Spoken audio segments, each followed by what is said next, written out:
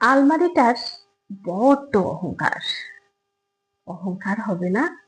কত দামি দামি শাড়ি গয়না সব তার।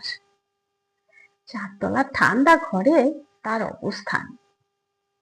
বাড়ি কিনে নিজের প্রাণের থেকেও বেশি ভালোবাসে তাকে। একেই বলে সৌভাগ্য। আরে বাবা, ভাগ্য কি আর গাছে ফলে নাকি? সৌভাগ্য তৈরি করে নিতে হয়। তার দামখানা একবার ভাবো তো। গর্বে অহংকারে তার মাটিতে পা পড়বেই বা কেন? কিন্তু হঠাৎ করে একদিন তার ভাগ্যের চাকা উল্টো দিকে ঘুরে গেল। তার থেকে সমস্ত শাড়ি গয়না কেড়ে নেওয়া হলো। আরো একটা নতুন আলমারি এলো সেই ঘরে, একেবারে ঝকঝকে নতুন।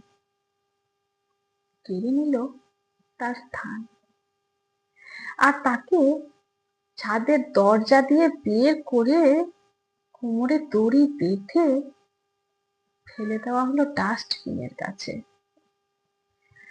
যাবার বেলায় নতুন আলমারিটাকে বলে গেল, যাকে আপন ভেবে বুকে ঠাঁই দেবে সে কোনো দিনও তোমার হবে না, ভুলে যেও না কিন্তু।